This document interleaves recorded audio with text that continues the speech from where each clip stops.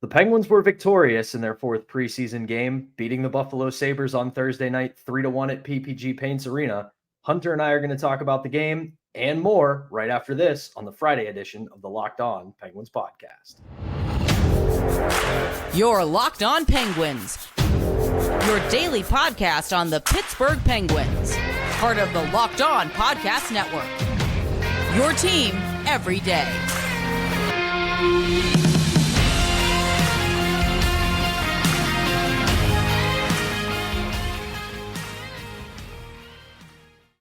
Penguins fans, welcome to the Friday edition of the Locked On Penguins podcast. I am one of your hosts, Patrick Damp, joined as always by the esteemed Hunter Hodes, and we thank you for making this your first watch or listen of the day. You can find us on YouTube, anywhere you get your podcasts, and you can follow me on Twitter at Synonym for Wet. You can follow Hunter on Twitter at Hunter Hodes, and of course, you can follow the show on Twitter at LO_Penguins, and it's a victory Friday here in Pittsburgh, and I'm just trying to drum up some excitement because, oh boy, the first period of that game last night was put you to sleep. Yes, quite literally. Some of that is that I start my workday at 4 a.m, and I was up for quite a while by the time the first period rolled around, but a lot of it wasn't a whole lot to talk about in that first period, but as I said, they were winners 3-1 over the Buffalo Sabres last night. And Hunter, your thoughts, who stood out to you? What are we taking away from preseason game number 4? Just a second on that. I would rather watch my water boil for pasta than watch that first period again. It was absolutely awful hockey. I was trying my best to multitask, eating my dinner and watching. I found myself more focused on my dinner, which was spectacular last night, than that first period. It was a chore to get through. Just bad hockey. A little bit. But so, who stood out to you? What did you think? I got a couple names. We talked a little bit off mic about who stood out to us. So I think yours is probably the best one to mention. So let's hear it. Yeah, my biggest standout, honestly, Tristan Jarry. I thought he looked very poised in net, made the saves that he needed to make. The one goal that he allowed, Tage Thompson came in on like a mini breakaway, goes backhand, forehand, past his pad. He does that to any goalie. He's an absolute freak in the NHL. He's probably going to score 45, 50 goals again this year. He is that good. But outside of that, I liked, again, how poised Jarry was in the net. His movement was spectacular. He made himself look aggressive in net, made himself look big in net. When he is doing all of those things, he's healthy and he's on top of his game. I want to see more of that throughout the preseason and, of course, during the regular season. He actually looked healthy in this game. He wasn't, what's the word I'm looking for? I guess shaky, going from left to right and going from the other directions as well. He actually looked like a healthy goaltender in the net and made some really nice saves. He's definitely my biggest standout to me. If he can do that during the regular season, the Penguins will be just fine. Yeah, he had a very solid game. Like we said yesterday, wasn't a lot of threats on that Buffalo roster last night, but Tage Thompson was one of them. So giving up a goal to Tage Thompson is nothing to be ashamed of. Kid's a great goal scorer, and he's going to be for a long time in the National Hockey League. One of the players I wanted to mention was Rickard Rakell. I thought his goal was a really nice one, just a little bit off of a face-off play that developed a little bit longer, put the puck top shelf from a very prime scoring area as well. And as we talked about, there is some chemistry there between Crosby and Rakell, and you're starting to see it. And I do keep bringing this up. It is preseason, and you're not going to see a lot of this chemistry come to fruition right away. You're going to see little snippets of it, which brings us to somebody else in Erik Karlsson. He is a very unique player, and the things that he does are almost unpredictable in the sense that unless you are on the same level as him intellectually when it comes to hockey, it's going to be hard to adapt to. He found himself in some situations, in some positions where he could score or could get a scoring chance, and the Penguins just weren't quite ready for it because they're still feeling him out. They're still figuring out what his game is. So that's going to come with time. So I'm very encouraged by that. Last person I want to mention is Drew O'Connor. 2 goals, one of them, yes, an empty netter. But again, this is his time to really make his presence known on this roster. And he has consistently been good throughout this camp. And he's somebody that is really pushing to make the opening night roster.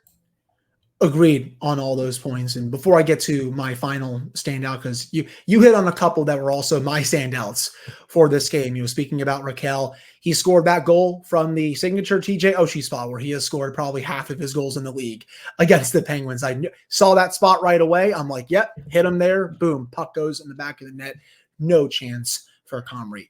Agreed on Drew O'Connor. He had quite a few chances before he got that first goal off of a really nice pass from Lars Eller. More on Eller in just a second because he played really well. But that was a nice goal. A couple before that, though, had a couple of mini breakaways, wasn't able to cash in, but finally breaks through there. If he continues to play like that, there's no doubt that he's going to have a roster spot in the bag in the next week and a half, 2 weeks, whatever. And then for Erik Karlsson, a little bit of a quiet night from him, but that's fine. You're still working out the kinks.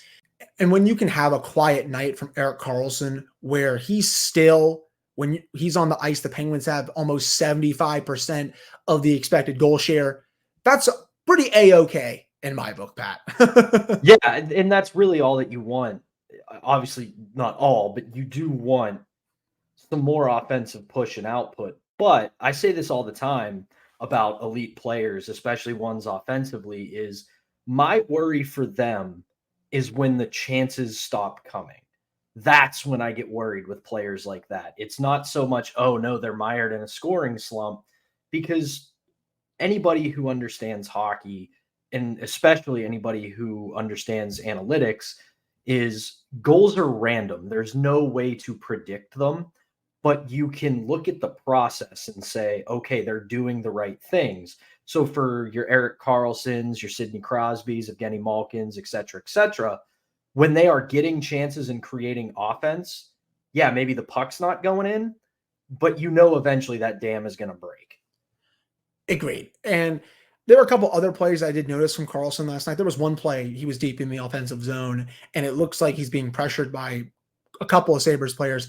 He is still able to whack the puck to the point to set up a chance from there. And I'm like, how did you even make that pass? I just was flabbergasted. I had to rewind the stream on the Penguins website to watch it again because I was like, wait, it looked like he had no room there. And just that kind of play is a taste of what he's going to bring to the Penguins lineup this year. I also noticed just how fast of a skater he is. He got back into the play after it looked like he was burned once or twice so fast, take away maybe like an odd man rush or something like that. It was like, wow. I think his skating ability is not talked about enough in this city within the fans and the media, and you're going to see that on display a lot this season. Everybody is going to talk, understandably so, about the offense that he could potentially bring to this roster, but do not sleep on his speed. He is a fast player, and the best way I can describe his skating as well is that it's economical. You're not going to see his arms moving quick. You're not going to see a bunch of quick strides. You're going to see 3 or 4 powerful strides, and this guy is off to the races. For sure. And we saw it a couple of times last night. But the final player who I do want to shout out, Lars Eller. Again, I will do the Shaq meme. I wasn't familiar with your game. Well, I was last night. I had said after they signed him that I thought his legs were kind of cooked. Did not look that way against the Sabres. He was very quick on the ice. He was a forechecking menace for the Penguins, was also responsible in his own zone. It looks like they may have something with him and Drew O'Connor. They were finding each other all game long. And that pass by Eller to DOC for that go-ahead goal that ended up being the game winner, beautiful job from the corner. You saw the goal too. Just a really nice pass. O'Connor's able to tip it in. I thought Eller was a menace in this game. And when he plays like that, he's going to prove me and quite a few people wrong, but really like that performance from him. He definitely did not look like a player who was cooked, especially in the offensive zone. And here's the thing about that.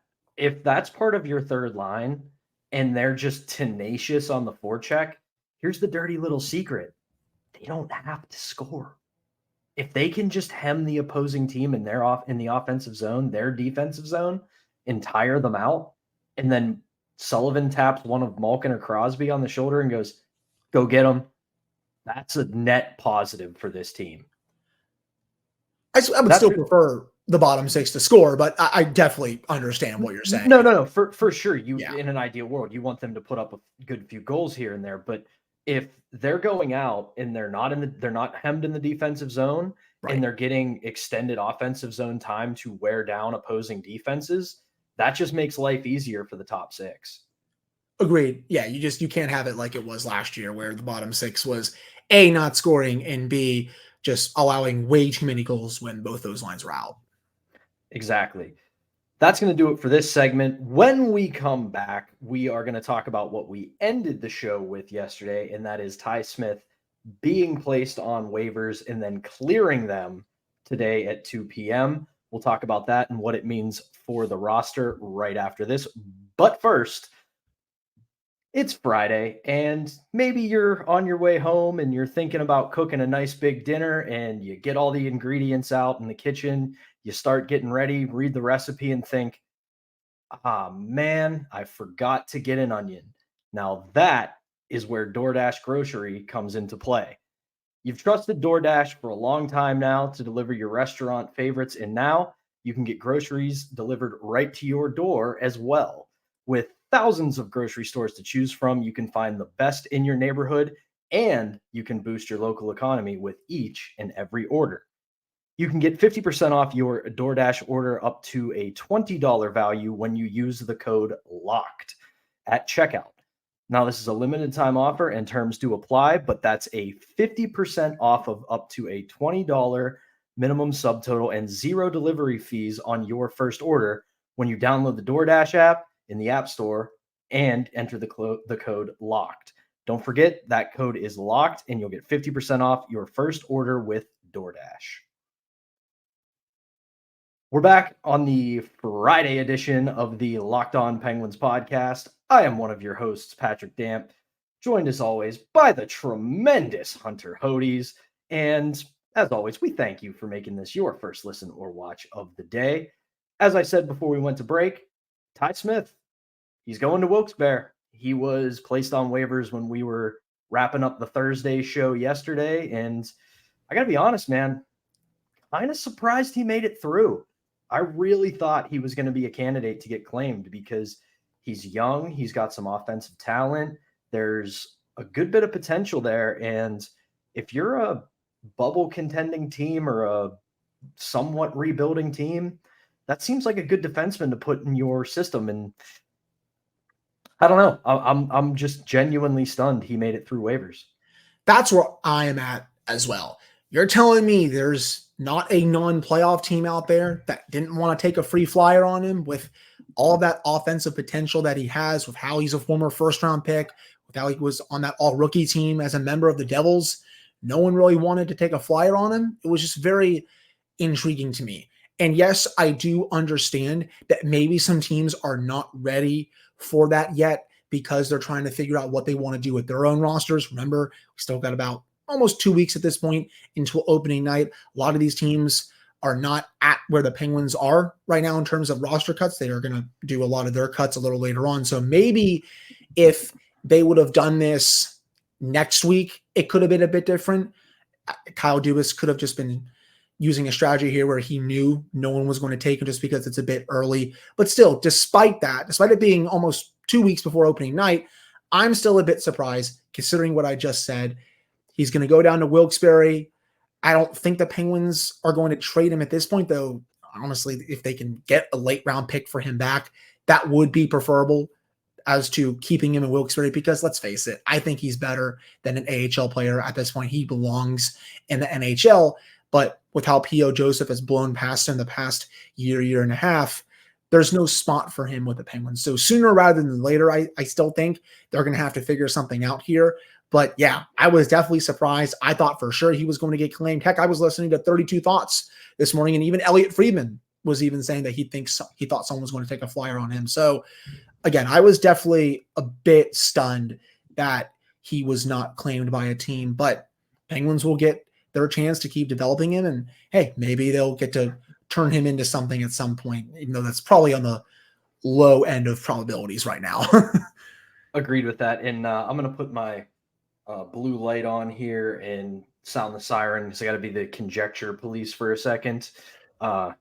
He's just a first round pick. He's not a former first round pick. You're always a first round pick unless you go back into the draft and get picked in a different round. Just something that bugs me a little bit.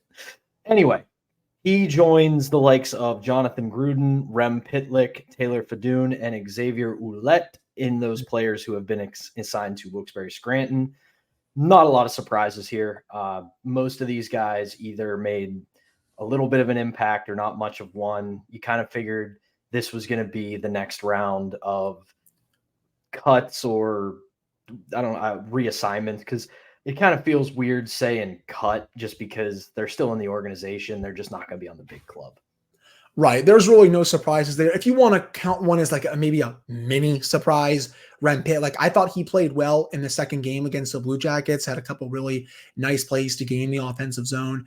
Was one of the main reasons why Sam Poulin scored in that game in Columbus. But outside of that, I don't think he did enough during camp and in the other preseason games to really warrant getting a spot with the Penguins, and gets to go down to Wilkes-Barre, work on his game a little bit. If there are injuries, he'll probably be one of the top call-ups, considering he was in the Erik Karlsson trade, but still not that much of a surprise there. And then the other players, they were all in Wilkes-Barre last year. And heck, Jonathan Gruden actually came up to the Penguins last year. So maybe he comes up at some point, but yeah, really no other surprises from those round of cuts.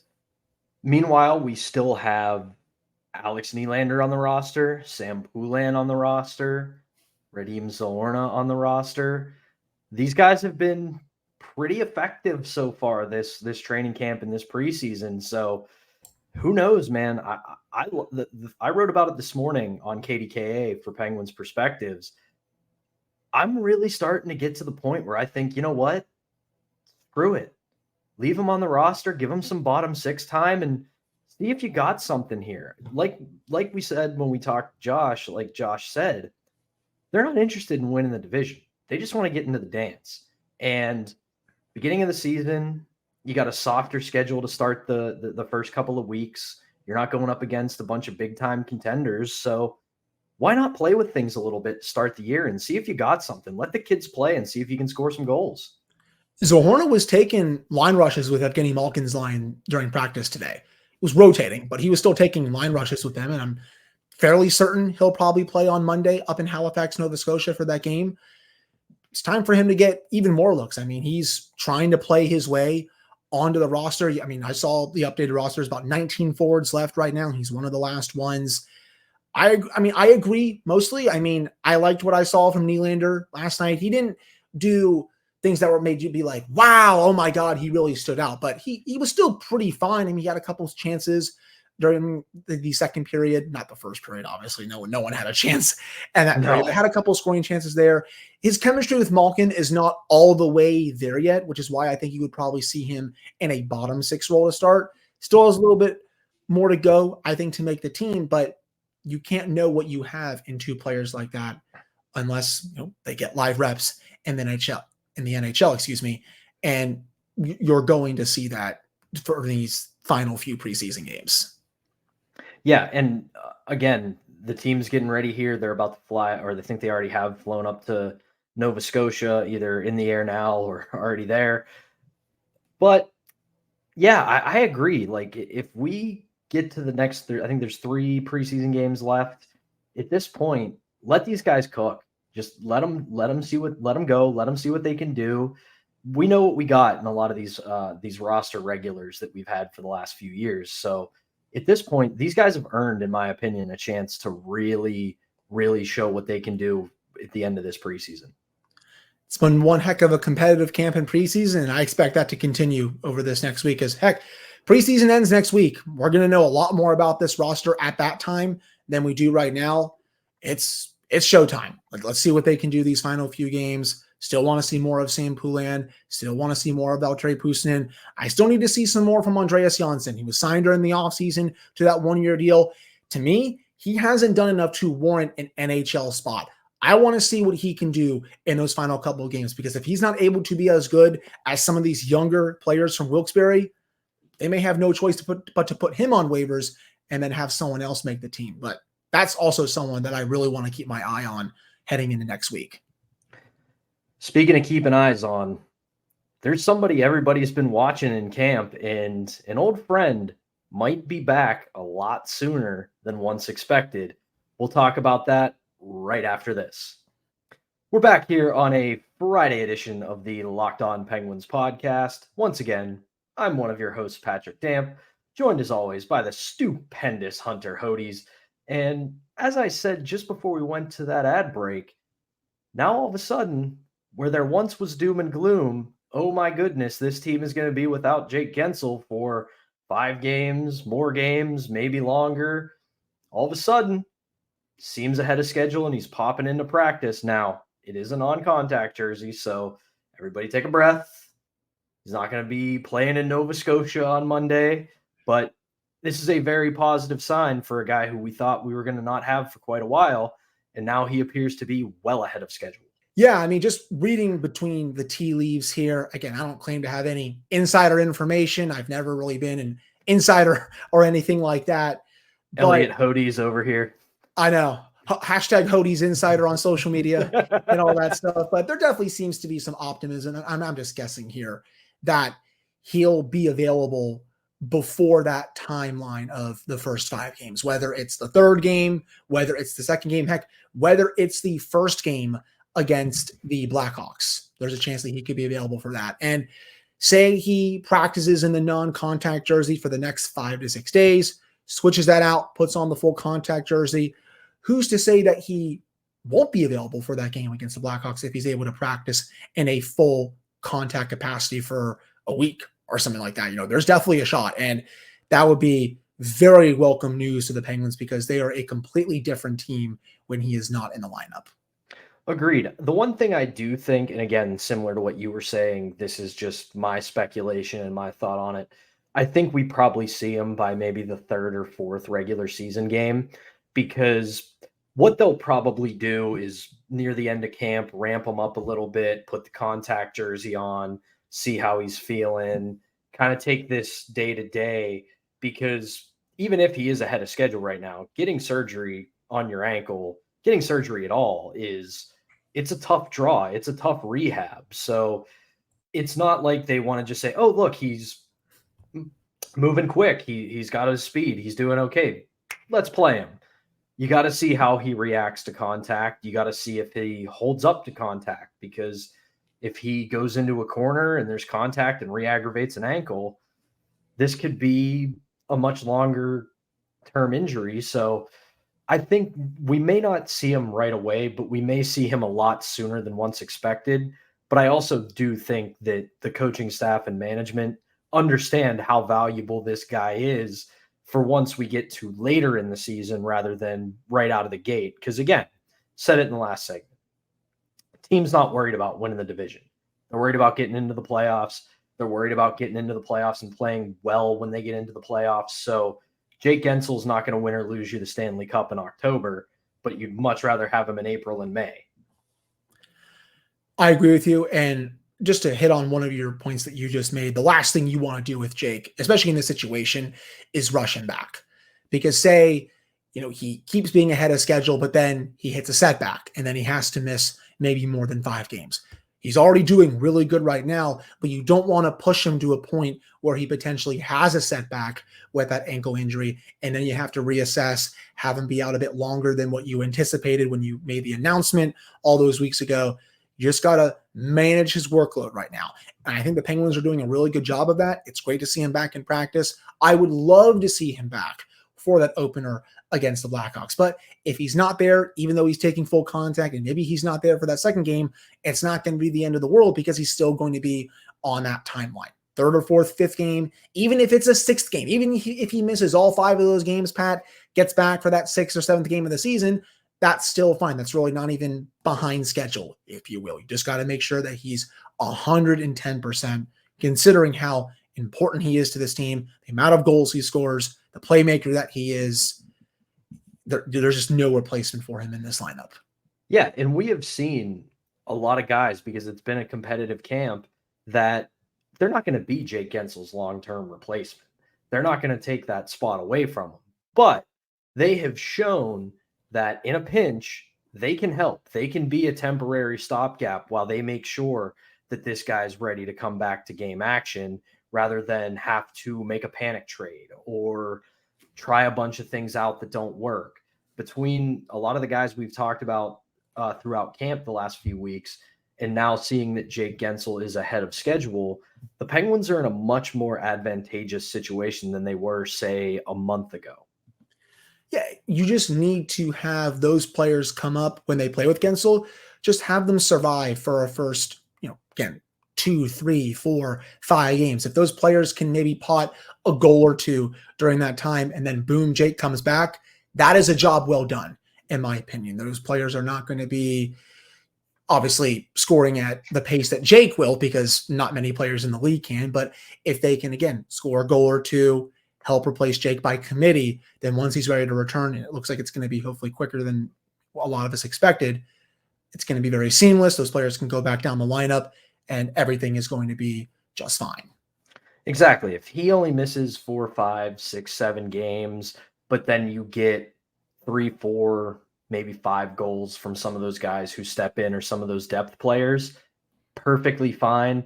And like we've talked about, it's a bit of a lighter schedule to start the season. So all things considered, this is not a bad position for the Penguins to be in. But that is going to do it for us on this Friday edition. Thank you so much for listening and or watching. Hunter and I will be back on Monday to preview the Nova Scotia preseason game, and hopefully they'll make a little bit of news over the weekend. Right. This franchise is never boring, man. There's always news when it comes to the Penguins. Exactly. Thank you again for everybody that watches, listens, and subscribes, and we will talk to you on Monday.